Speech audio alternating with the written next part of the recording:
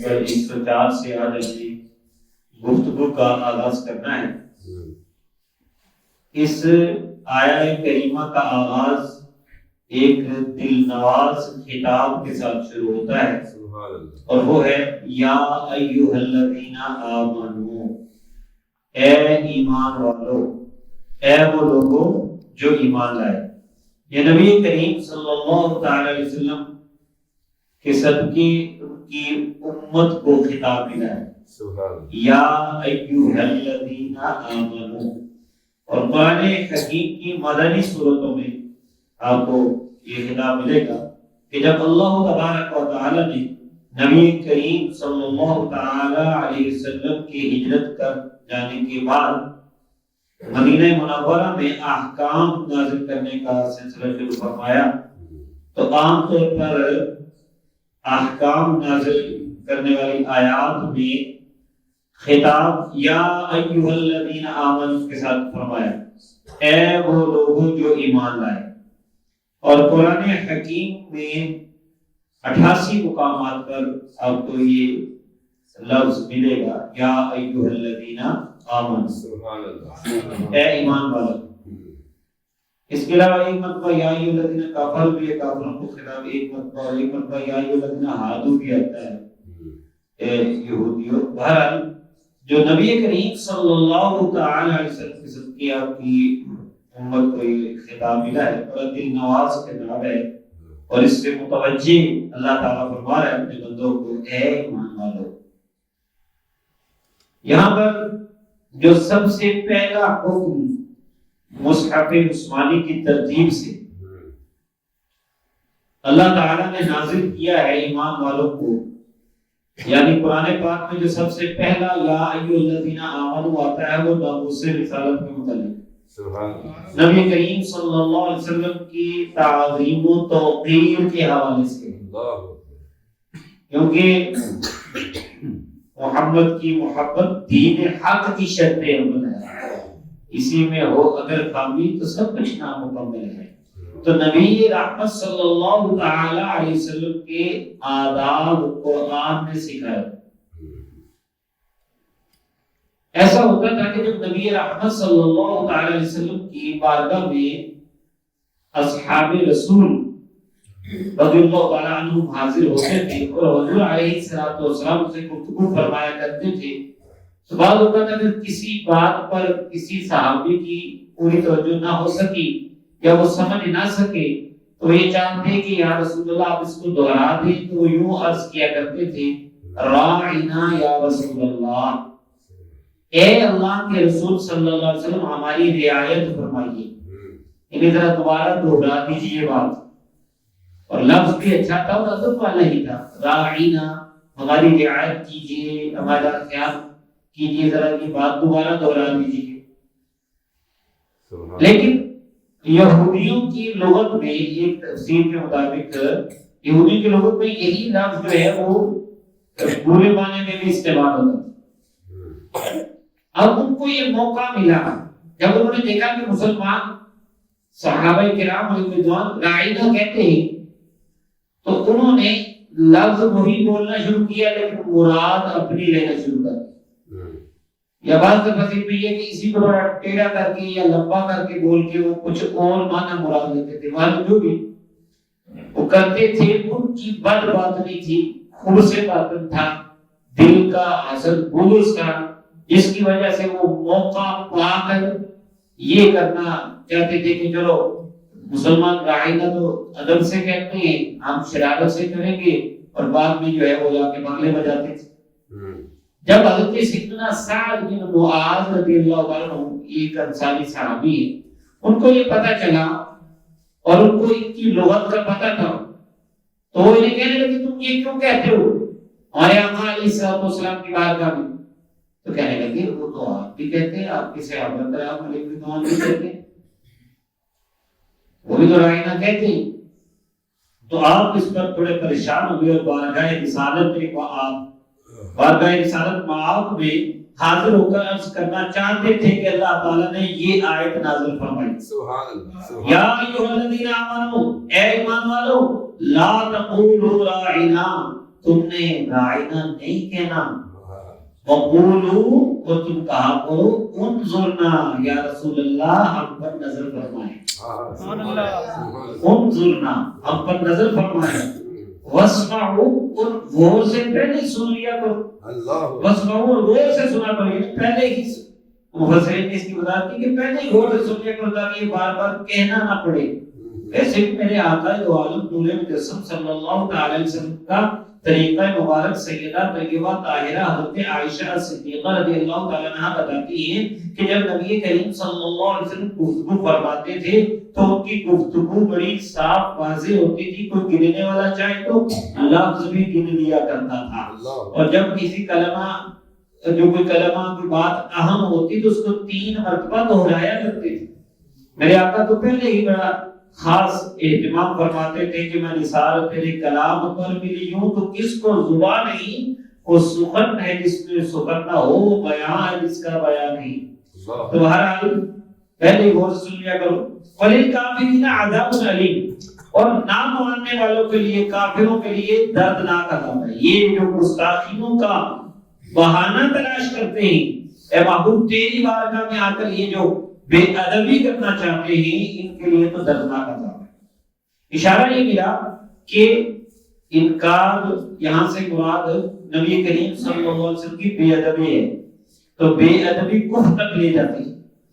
ادب کا ہے اس زیر آسمان از عرش نازک تر کہ نفس کھپ کر دمی آیت جنید و مایزیدی جا۔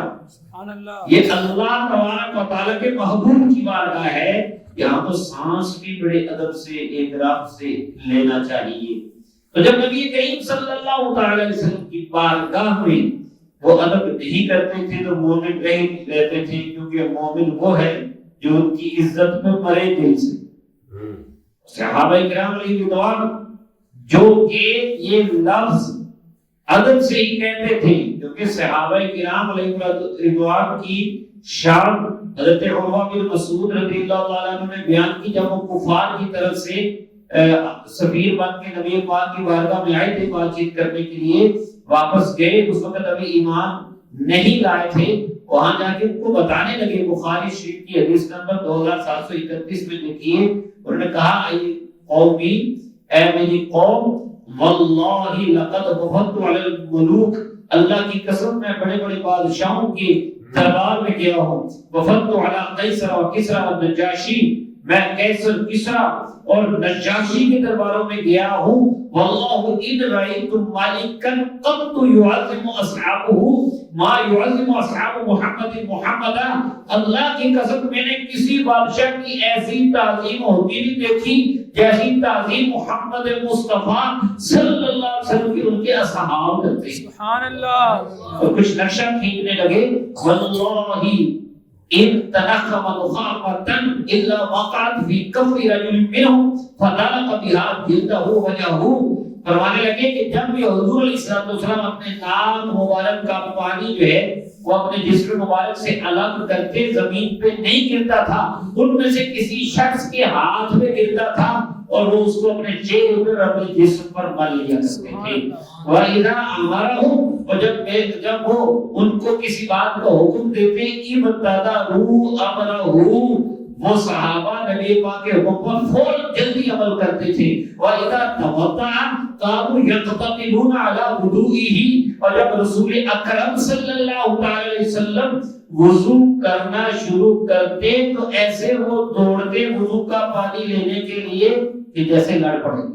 كَانُوا يَقْتَتِلُونَ عَلَى وُضُوئِهِ، وضو کا پانی لینے کے لیے دوڑتے تھے، اور کہنے لگے وَإِذَا تَكَلَّمَ خَفَضُوا أَصْوَاتَهُمْ عِندَهُ، اب جب رسول اکرم صلی اللہ تعالی وسلم ان سے گفتگو فرماتے وہ ان کے سامنے صحابہ کرام جو ہیں آوازوں کو آہستہ کر لیتے، آہستہ آواز سے بولتے، وَمَا يُحِبُّونَ إِلَيْهِ النَّظَرَ تَعْظِيمًا لَهُ، اور یہ صحابہ کرام تو نبی کریم صلی اللہ علیہ وسلم کو آنکھ کر کے دیکھتے نہیں تھے ادب کے لیے، تعظیم کے لیے۔ وہ صحابہ جو اس قدر ادب کا اہتمام کرتے تھے اور وہ اچھی نیت سے ہی رائنا کہتے تھے، لیکن اللہ تعالیٰ نے منع فرمایا اے صحابہ تم نے بھی نہیں کہنا، کیونکہ گستاخوں کو موقع ملتا ہے تو علماء کرام کہتے ہیں وہ لفظ جس میں دو معنی ہوں، ایک اچھا ہو ایک برا ہو، اور برا بھی سمجھا جاتا ہو، تو وہ الفاظ اللہ اور اس کے رسول کے لیے نہیں بولنے چاہیے۔ بڑی احتیاط ہے یہ۔ تو بہرحال اس آیت کریمہ میں یہ سارا مضمون آپ دیکھیں تعظیم مصطفیٰ صلی اللہ علیہ وسلم کا ہے۔ ہمیں اللہ تعالیٰ سے یہ دعا کرنی چاہیے کہ اللہ تعالیٰ نبی پاک کی جو ادب کرنے والے غلام ہیں ان میں اللہ تعالیٰ ہمیں شامل رکھے اور اسی پر ہمیں خاتمہ عطا فرمائے۔ اس کے بعد اگلی آیت میں فرمایا ما یود الذین کفروا من اہل الکتاب، اہل کتاب والے کافر، ولل مشرکین، اور نہ ہی مشرک یہ پسند کرتے ہیں ان ينزل علیکم من خیر من ربکم، کہ تم پر تمہارے رب کی طرف سے کوئی خیر نازل ہو۔ واللہ یختص برحمتہ من یشاء واللہ ذو الفضل العظیم، اور اللہ تعالیٰ اپنی رحمت کے ساتھ جسے چاہتا ہے خاص کرتا ہے۔ اللہ تعالیٰ بڑے فضل والا ہے۔ مطلب یہ ہے کہ یہود و نصارہ نہیں چاہتے تھے کہ قرآن مصطفیٰ کریم صلی اللہ علیہ وسلم کے سینے پر نازل ہو، اب نبوت بنی اسماعیل میں جائے، اور اللہ تعالیٰ فرماتا ہے کہ یہ تو چاہتے ہیں کہ کوئی خیر ادھر نازل نہ ہو، لیکن اللہ کسے چاہتا ہے عطا فرماتا ہے۔ وہ بڑے فضل والے ہیں، جسے چاہے چنے، اس نے اپنے محبوب کو چن لیا ہے۔ اب یہ چاہیں یا نہ چاہیں، ان کے چاہنے سے کیا ہوتا ہے؟ اور اس سے بھی آیت میں ایک اور مسئلہ ہے نسخ کے حوالے سے، کیونکہ قرآن کریم جب آیا تو پہلے تمام کتابوں کو منسوخ کر دیا۔ اب یہودی کہنے لگے یہ کیا ہوا کہ جی وہ بھی اللہ کے حکم تھے، اب اس قرآن میں اس کو منسوخ کیوں کیا؟ یہ نسخ کا معاملہ کیوں ہے؟ یاد رکھیے نسخ کیا ہوتا ہے؟ اللہ تعالیٰ نے حکم کو ایک خاص وقت کے لیے چلانا ہوتا ہے، وہ اللہ کے علم میں ہوتا ہے کہ یہ حکم فلاں وقت تک ہوگا، اس کے بعد نیا حکم آ جائے گا، لیکن ہمیں نہیں پتا ہوتا۔ اور اب وہ جب پہلا حکم ختم ہونے کا وقت ہوتا ہے تو نیا حکم آ جاتا ہے، پہلا منسوخ ہو گیا دوسرا ناسخ ہو گیا، پہلے کو کینسل کر دیا گیا اور نیا آ گیا۔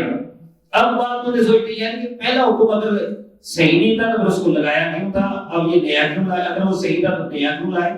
تو بھائی اس کا یہ مطلب نہیں ہے کہ پہلا غلط تھا اور اب نیا صحیح لائے، نہیں، پہلا اپنے وقت میں وہی صحیح تھا، اب اس کا وقت ختم ہو جانا تھا، اللہ نے اپنے علم میں رکھا، ہمیں نہیں پتا۔ اور اللہ کا جب نیا حکم ناسخ آیا تو اس نے یہ بتا دیا کہ اس کا جو پیریڈ تھا، جو وقت تھا، ختم ہو گیا ہے، اب نئے حکم کا وقت ہے۔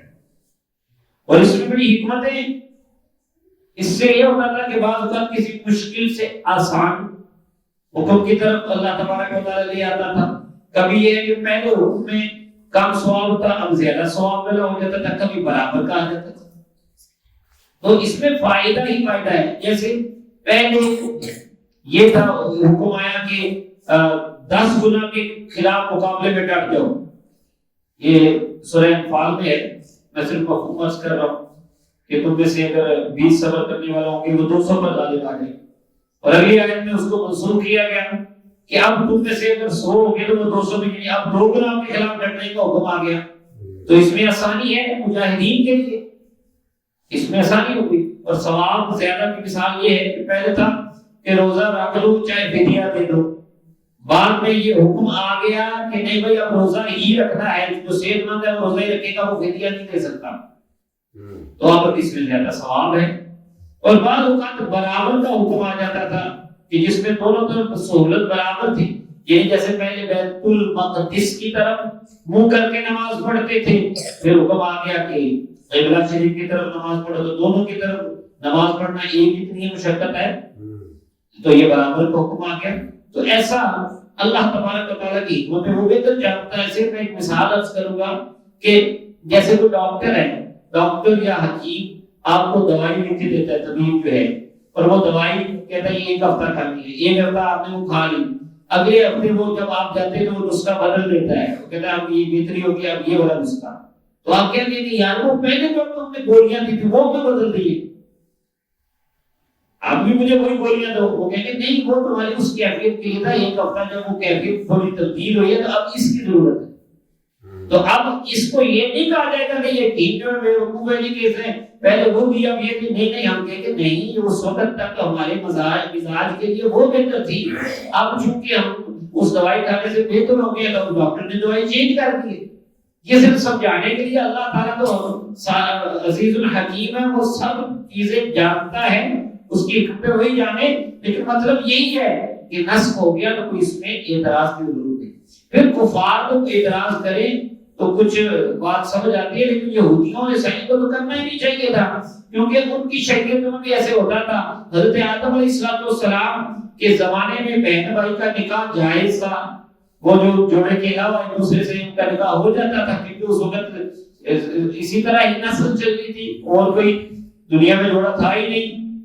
تو بعد میں آگے وہ منسوخ ہو گیا. پہلے یہودیوں کے لیے ہفتے کے دن کا جو ہے وہ احترام ضروری نہیں تھا کہ ہفتے کو وہ کام کاج ان کو منع نہیں تھے, بعد میں آ کے منع ہو گئے. اسی طرح پہلے حضرت نوح علیہ السلام کے زمانے میں ہر قسم کا جانور کھانے کے لیے حلال تھا, لیکن جب حضرت موسیٰ علیہ السلام کا زمانہ آیا تو کچھ جانور حرام کر دیے گئے. تو یہ تو ان کی شریعتوں میں بھی تھا, ان کو اس پر سوال نہیں کرنا چاہیے تھا. ہر خیر ان سارے سوالوں کا جواب اس آیت میں ہے. فرمایا ما ننسخ من آیت, جو آیت ہم منسوخ کریں اور ننسیہا یا بھلوا دیں. بعض اوقات ایسا ہوتا تھا کہ آیت کا حکم بھی اٹھا لیا جاتا تھا اور وہ آیت بھی اٹھا لیا جاتا تھا. قرآن پاک ایک واقعہ بھی صحابہ کرام نے بہت کا لکھا ہے کہ وہ رات کو کوئی سورت پڑھا سکتے تھے, وہ پڑھنے لگے تو دماغ سے ہٹ گئی. اسی طرح دوسرے صحابہ کرام نے دعا سے ذکر کیا, لوگ کہنے لگے وہاں میں بھی بھول گئی, تو جس جگہ لکھی ہوئی تھی وہاں دیکھی تو وہاں سے بھی مٹی ہوئی تھی. یہ اللہ کی حکمت ہے. فرمایا مان ننسخ من آیت, کوئی آیت ہم منسوخ کر دیں اور ننسیہا یا اس کو بھلوا دیں, ناتی بخیر منہا و مثلیہا, ہم تو اس سے بہتر لے آتے ہیں یا کم از کم اس جیسی لے آتے ہیں. علم تعلم ان اللہ علی کل شیء قدیر, اور سننے والے کہ تجھے پتہ نہیں اللہ تعالیٰ سب کچھ کر سکتا ہے, یہ تو اس کی مرضی ہے. کوئی حکم لائے, کوئی حکم منسوخ کرے, کوئی نیا لے آئے, یہ اس کی مرضی ہے. علم تعلم ان اللہ لہ ملک السماوات والارض, کیا تجھے پتہ نہیں ہے مخاطب کہ اللہ تبارک و تعالیٰ کی ہی ہے بادشاہی آسمانوں کی اور زمین کی. وما لکم من دون اللہ من ولی ولا نصیر, اور تمہارا تو اللہ کے سوا کوئی مدد کرنے والا کوئی دوست نہیں ہے. کوئی ولی, کوئی دوست اور کوئی مددگار نہیں ہے اللہ کے سوا. تو اللہ تبارک و تعالیٰ کے کاموں میں تم ایسے سوال نہ کرو. اس کے بعد ایک اور رویے کا ذکر ہے کہ یہ یہود و نصارہ ایک تفسیر کے مطابق اور ایک تفسیر کے مطابق مشرکین آ کے سوال کرتے تھے کہ جی ہم نہیں مانتے قرآن, یہ تھوڑا تھوڑا جو آ رہا ہے, آپ اکٹھا ہی قرآن لے آئے. یہودی کہنے لگے جیسے تو رات اکٹھی آئی تھی, ہمیں بھی اکٹھا قرآن لا کر دکھائیں. یہ کیا ہوا, تھوڑی تھوڑی آیات آ رہی ہیں. اور دوسرا وہ کہنے لگے کہ جی ہمیں دکھاؤ اللہ تعالیٰ, فرشتے دکھاؤ, ہم خود دیکھیں گے. ایک تفسیر کے مطابق کفار نے بھی کہا اور ایک کے مطابق یہ اہل کتاب والے کافروں نے بھی کہا, یہودیوں اور عیسائیوں نے بھی کہا. تو نبی کریم صلی اللہ علیہ وسلم کی طرف سے جواب قرآن سے, اب تريدون ان تسألوا رسولكم كما سئل موسى من قبل, کیا تم چاہتے ہو کہ اپنے اس رسول سے اسی طرح سوال کرو جیسے کہ حضرت موسیٰ علیہ السلام سے سوال کیے گئے اس سے پہلے, جیسے موسیٰ سے سوال کیے گئے اس سے پہلے. وَمَنْ يَتَبَدَّلِ الْكُفْرَ بِالْإِيمَانِ فَقَدْ ضَلَّ سَوَاءَ السَّبِيلِ, اور جو کفر کو ایمان کے بدلے میں لے لے گا, یہ ایمان کو نہیں لے گا, کفر پر ہی رہے گا, تو وہ تو سیدھے راستے سے بھٹک گیا. یعنی تم اپنے کفر پر اڑنے کی وجہ سے, اپنی ضد کی وجہ سے, اس کی حقانیت کے دلیل تمہارے پاس موجود ہے, اس کے باوجود تم اڑے ہوئے ہو. جی نہیں ہمیں دکھاؤ, جی ہمیں اکٹھی کتاب لگا کے دکھاؤ, ہمیں اللہ دکھاؤ, ہمیں فرشتے دکھاؤ, پھر مانیں گے. فرمایا پھر تم سیدھے راستے سے بھٹکے ہوئے.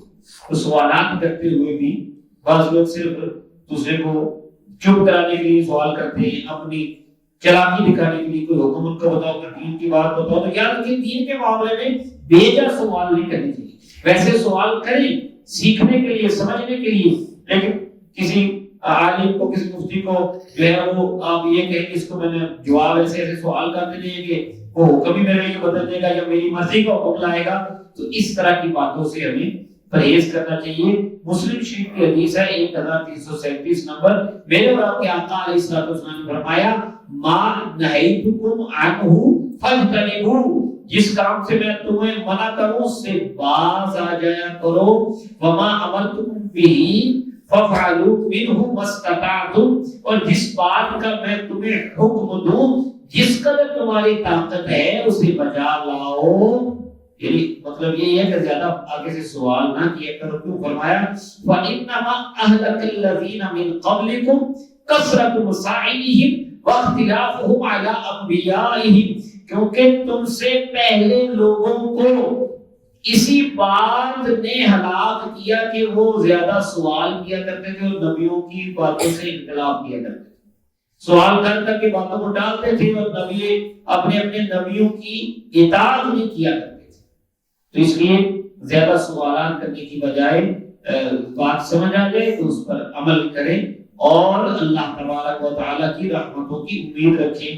اور اسی طرح ایک اور رویے کا ذکر اگلی آیت میں ہے کہ یہودی یہ چاہتے تھے مسلمانوں کو ڈگمگاتے, مسلمانوں کو بہکاتے رہتے تھے علیحدہ کر کے, آؤ بھائی چھوڑو, واپس آ جاؤ, چھوڑ دو, مسلمان کیوں ہوئے ہو. حضرت حذیفہ بن یمان رضی اللہ تعالیٰ عنہ کے حوالے سے, حضرت عمار بن یاسر رضی اللہ تعالیٰ عنہ کے حوالے سے بھی تفاسیر میں آتا ہے کہ جب کہ احد کے بعد یہودی نے کہا کہ تم واپس آ جاؤ, چھوڑو. انہوں نے کہا کہ بھائی اب دامن مصطفیٰ تھام لیا تو چھوڑ نہیں سکتے. اب دامن مصطفیٰ علیہ الصلوۃ والسلام اس کو نہیں چھوڑیں گے. اس پر یہ آیت کریمہ نازل ہوئی بد کثیر من اہل الکتاب, اہل کتاب کے بہت سے لوگوں نے چاہا لو یردونکم من بعد ایمانکم کفارا, کہ کاش تمہیں ایمان لانے کے بعد پھر کافر بنا دیں. حسدا من عند انفسہم, وجہ کیا تھی, ان کے دلوں میں حسد تھا. حسدا من عند انفسہم, ان کے دلوں میں حسد تھا. حالانکہ حاکم کے لیے واضح ہو گیا حسد بڑی بری چیز ہے. اب وقت مختصر ہے لیکن بات سمجھ لے کہ ہمارے بھی بعض معاملات جو ہے نا, ہم ایک دوسرے سے حسد کی وجہ سے کی باتیں نہیں مانتے. بات ٹھیک ہوتی ہے ہمارے میں, ہمیں جس سے نفرت ہو جائے, جیسے گھر میں دلہنیوں جٹھانیوں کی لڑائی ہوتی ہے, سسرال نوہوں کی لڑائی ہوتی ہے, وہی ہوتا ہے حسد. کوئی اچھا بھی کہے تو اس کی بات نہیں سمجھ آتی کیونکہ اس سے حسد ہوتا ہے. اسی طرح پولیس کا ہو گیا, اسی طرح پارٹیوں کا ہو گیا, اسی طرح دیگر معاملات میں یہ جو حسد ہی ہے نا, یہ جو ہے وہ بندے کو بھٹکا دیتا ہے. اور یہاں ایمان کے معاملے میں بھی یہودی حسد کی وجہ سے ایمان نہیں لا رہے تھے. اور میرے آقا علیہ الصلوۃ والسلام نے فرمایا, یہ حدیث شریف مشکاۃ شریف کی 5040 نمبر حدیث ہے, دیگر کتابوں کے حوالے سے سنن ابو داؤد شریف میں دیگر کتابوں بھی ہے, بڑی مشہور کتاب. فرمایا ایاکم الحسد فإن الحسد يأكل الحسنات كما تأكل النار الحطب. فرمایا حسد سے بچو کیونکہ حسد نیکیوں کو ایسے ہی کھا جاتا ہے جیسے کہ آگ سوکھی لکڑی کو کھا جاتا ہے. حسد سے بچنا چاہیے. فرمایا نبی اللہ تبارک و تعالیٰ نے مسلمانوں کو فاعفوا واصفحوا حتى يأتي الله بأمره, تم درگزر کرو, تم انہیں معاف کرو, درگزر ان کو ان کے حال میں چھوڑو. معاف کرنے کا مطلب ہے ان کو ان کے حال میں چھوڑو, درگزر کرو. حتى يأتي الله بأمره, یہاں تک کہ اللہ کا حکم آ جائے. ان اللہ علی کل شیء قدیر, بے شک اللہ تبارک و تعالی ہر کام پر قادر ہے, جو چاہتا ہے وہ کرتا ہے. اب یہاں پر یہ نہیں مطلب کہ لوگ کہیں گے دیکھو قرآن نے کہا کہ چھوڑ دو, کسی کو کچھ نہ کہو, معاف کر دو, درگزر کرو. بھائی یہ اس وقت تھا جب تک ابھی جہاد کا حکم نہیں آیا. کیونکہ خود اسی آیت میں کہ حتی یاتی اللہ بامری, اس وقت تک معاف کرو, درگزر کرو جب تک کہ اللہ کا حکم نہ آ جائے. تو جب اللہ کا حکم جہاد آ گیا تو جہاں جہاد کی ضرورت ہے وہاں جہاد ہوگا. اگلی آیت میں فرمایا واقیموا الصلاۃ وآتوا الزکاۃ, اور نماز قائم کرو اور زکات دو. وما تقدموا لانفسکم من خیر تجدوہ عند اللہ, جو کچھ بھی تم اپنے لیے بہتر نیکی آگے بھیجو گے اسے اللہ کی بارگاہ میں جا کے پالو گے. ان اللہ بما تعملون بصیر, بے شک اللہ تبارک و تعالی جو کچھ تم کرتے ہو اسے دیکھ رہا. یہ ہمارے لیے ہے کہ ہمیں جیتے جاگتے ہوئے دنیا میں رہنا چاہیے, نماز قائم کریں, زکات دیں, دیگر نیکیاں, آخرت کا ذخیرہ بنائیں. دنیا آخرت کی کھیتی ہے, وہاں ایک ایک ہمارا عمل, اچھا عمل ہمارے کام آئے گا اور برا عمل ہماری رسوائی کا باعث بن سکتا ہے. اللہ تعالیٰ سب کچھ دیکھ رہا ہے, ہمیں اس پہ اپنے آپ کو نیکیوں کی طرف لگانا چاہیے اور برائیوں سے بچانا چاہیے. 2 آیات رہ گئی ہیں اس رکوع کی، تو 12 آیات آپ مکمل کر لیں گے۔ وہاں پر پہلے بھی یہ مضمون گزر چکا ہے کہ یہودیوں اور عیسائیوں کا ایک اور دعویٰ پہلے بھی اس طرح کا ذکر ہو گیا کہ وہ یہ کہتے تھے وَقَالُوا لَن يَدْخُلَ الْجَنَّةَ إِلَّا مَنْ كَانَ هُودًا أَوْ نَصَارَىٰ، جنت میں تو بس یہودی ہی جائیں گے یا عیسائی، ہر کس کو وہ نہیں جائے گا جنت میں، بس یہودی اور عیسائی جائیں گے۔ یہ یہودی یہ کہتے تھے بس یہودی ہی جنت میں جائیں گے، عیسائی یہ کہتے تھے عیسائی ہی جنت میں جائیں گے۔ اللہ تعالیٰ نے فرمایا تلک امانیہم، یہ ان کی خام خیالی ہے، یہ ان کے خیالی پلاؤ ہے۔ ایک تو ہے نا امید کہ آپ نے کوئی کام کیا ہے، کھیتی آپ نے فصل بوئی ہے، ہل چلایا ہے، پانی لگایا ہے، اور مالی دا کم پانی لانا پر مشکا پاؤ گے تے مالک دا کم پھل پھول لانا لاوے یا نہ لاوے، وہ امید ہوتی ہے رجا کہ آپ کو پتا ہے کہ کچھ کیا ہے تو چلو اللہ تعالیٰ ہمیں اپنا کرم فرمائے گا، فصل دے گا۔ ایک مطلب کچھ کرے ہی نہ کھیتی میں ہل چلائے، نہ جا کے کام کرے، نہ پانی لگائے، نہ بیج ڈالے، پھر وہ کہیں گے مجھے فصل مل سکتی ہے، نہیں مل سکتی نا۔ یہ ہوتی ہے خام خیالی، امنیہ جس کو کہتے ہیں۔ یہاں پہ دل کا امانی جو ہو، یہ ان کی جو ہے وہ خام خیالی ہے۔ مطلب ہے کہ پہلے ایمان لائیں گے تو بات بنے گی، ایمان ہی لائے تو جنت کے دعوے کہاں سے؟ محبوب کریم صلی اللہ علیہ وسلم اللہ کے آخری رسول موجود ہیں، ان کو مانتے نہیں اور پھر یہ کہتے ہیں کہ ہم جنت میں جائیں گے، یہ ان کی خام خیالیاں ہیں۔ قل ہاتوا برہانکم، اے محبوب اس سے تو دلیل لاؤ، بغیر دلیل کے باتیں کرتے ہو۔ ہاتوا برہانکم ان کنتم صادقین، اگر تم سچے ہو۔ اور آخری آیت میں اس رکوع کی آیت نمبر 112 میں پھر اصول بتا دیا جنت میں جانے کا۔ جنت میں جانا ہے ٹھیک ہے، بھلا کیوں نہیں؟ من اسلم وجهه للہ، جس نے اللہ کی بارگاہ میں اپنا چہرہ جھکا دیا، اسلام لے آیا۔ من اسلم وجهه للہ وهو محسن، اور وہ بھلائی کرنے والا ہے، فله اجر عند ربه، اس کے لیے ہوگا اجر اس کے رب کے پاس، ولا خوف علیہم ولا هم يحزنون، نہ ہی ان پر کوئی خوف ہوگا نہ ہی وہ غمگین ہوں گے۔ جو اس محبوب پر ایمان لے آئیں گے، سمجھ یہی آ رہی نہیں کہ اس محبوب کو نہیں نہ مانا تھا، جو ایمان لے آئیں گے اللہ کی بارگاہ میں اپنا سر جھکا دیں گے اور بھلائی والے کام کریں گے، ان کو اجر بھی ملے گا، ان کے خوف بھی ختم، ان کے دکھ اور غم بھی ختم ہو جائیں گے۔ اللہ تعالیٰ مجھے اور آپ کو ایسے لوگوں میں شامل فرمائے۔ وما علیہ الا البلاغ۔ بسم اللہ الرحمن